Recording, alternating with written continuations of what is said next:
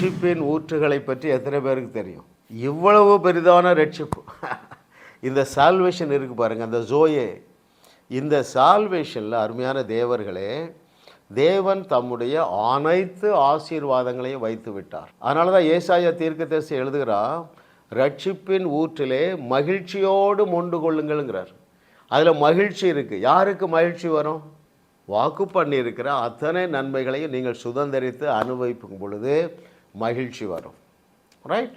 நீங்கள் மகிழ்ச்சியோடு வாழ வேண்டும், நீங்கள் சந்தோஷமாக வாழ வேண்டும் என்று, நீங்கள் இன்பமான வாழ்க்கை வாழ வேண்டும் என்று வேதத்தில் 100க்கும் அதிகமான வசனங்கள் சொல்லுகின்றன.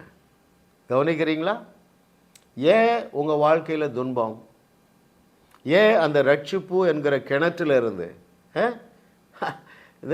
the well of salvation, ரட்சிப்பு என்கிற கிணற்றில் ஏன் அதில் இருந்து உங்களாலே அந்த சந்தோஷமான வாழ்க்கையை மொண்டு கொள்ள முடியவில்லை தெரியுமா? ஏன் இன்னும் நீங்கள் அவஸ்தையோடு வாழுகிறீர்கள்?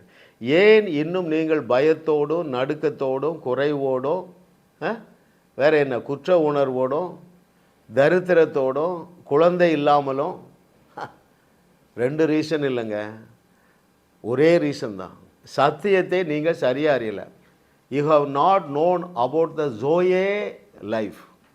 ஒரு பூரணமான அவர் சொன்னார் பாருங்க, நானும் அவைகளுக்கு ஜீவன் உண்டாகவும் அந்த ஜீவன் பரிபூரணப்படவும் வந்தேன் என்று சொன்னார இல்லையா?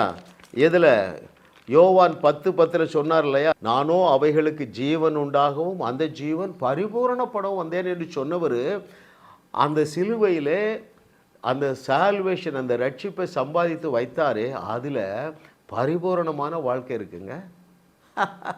அப்படி என்றால் என்ன பொருள்? வாக்கு பண்ணி இருக்கிற அத்தனை நன்மைகளினாலும் உங்கள் ஆவி மனிதனை அவர் அலங்கரித்து வைத்துட்டார். இப்போது நம்முடைய இன்னர் மோஸ்ட் மேன், அந்த ஆவி மனிதனிலே பெற்றிருக்கிற அந்த ஊற்று, ரட்சிப்பின் ஊற்றிலிருந்து வந்து கொண்டே இருக்கிற மகிழ்ச்சியான வாழ்க்கையை மொண்டு கொள்ளுவதற்கு அல்லது பொசஸ் பண்ணுவதற்கு நீங்கள் என்ன செய்யணும்? சத்தியத்தை சரியாக அறியணும். அங்கிள், அப்போ சத்தியத்தை எப்படி சரியாக அறியலாம்? எங்கள் செய்திகளை தொடர்ந்து கேளுங்கள். ரைட்? எத்தனையோ பேர் வியாதியிலேருந்து விடுதலை வர்றாங்க. வியாதி சில ஆண்டுகள் படுக்கையில் இருக்கிறவங்க நம்முடைய செய்தியை கேட்டு அற்புத சுகத்தை பெற்றுக்கொள்ளுகிறார்கள்.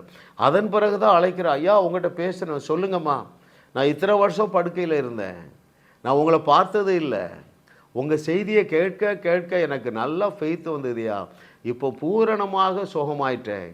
பல சாட்சிகள். ஏன்? ஆகினால்தான் நான் இந்த வசனத்தை விட்டு வெளியே போகிறதில்ல. நான் என்ன கற்றுக் கொடுக்கிறேன்?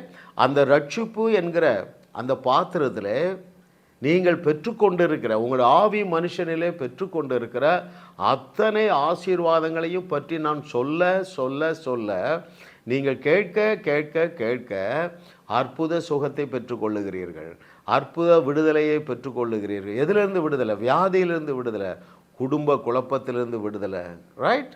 திருமணம் இல்லாமை என்பதிலிருந்து விடுதலை, குழந்தை இல்லாமை என்பதிலிருந்து விடுதலை, குடி பிரச்சனையிலிருந்து விடுதலைங்க. ஏன் விடுதலை அளிக்கிற வார்த்தையை நான் பேசுகிறேன்?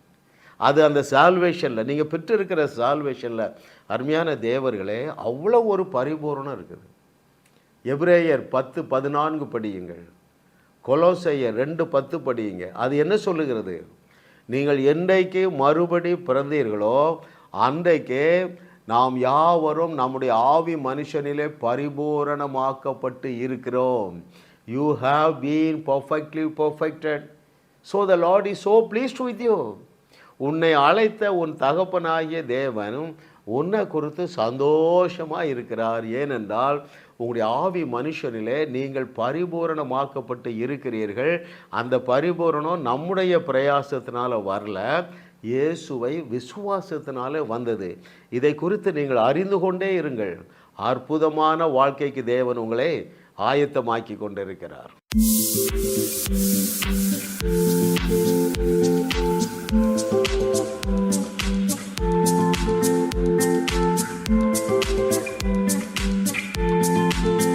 ஜாஸ் மினிஸ்ட்ரீஸ் யூடியூப் சேனலில் தொடர்ந்து செய்திகளை கேளுங்கள், சப்ஸ்கிரைப் செய்யுங்கள், வீடியோக்களை லைக் செய்து பலரோடும் பகிர்ந்து கொள்ளுங்கள். அவர்களும் ஆசீர்வதிக்கப்படட்டும்.